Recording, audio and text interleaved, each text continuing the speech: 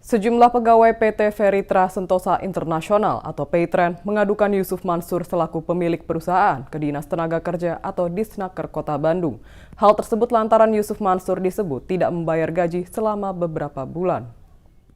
Informasi tersebut dibenarkan oleh Kadisnaker Kota Bandung, Arif Syaifuddin. Arif menjelaskan aduan dilayangkan para pegawai melalui kuasa hukum mereka pada Jumat 22 April 2022 lalu. Kendati begitu, ia belum bisa merinci seperti apa isi laporan pengaduan tersebut.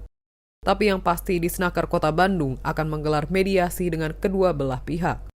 Namun saat ini belum ada jadwal pasti kapan mediasi akan dilangsungkan. Sebelumnya Yusuf Mansur mengaku tengah kesulitan mencari dana senilai 1 triliun rupiah untuk Paytren.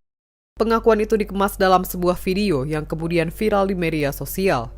Dalam video tersebut, Yusuf Mansur mengaku sudah melakukan berbagai cara untuk mengumpulkan dana tersebut.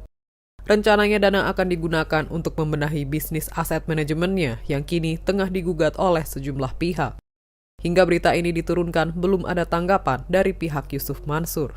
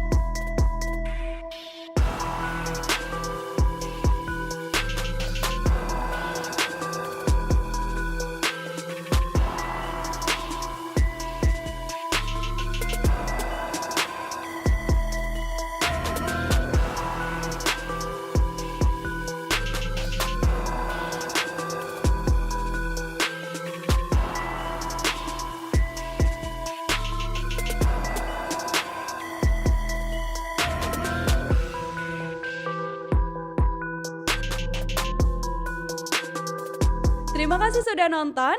Jangan lupa like, subscribe, dan share ya.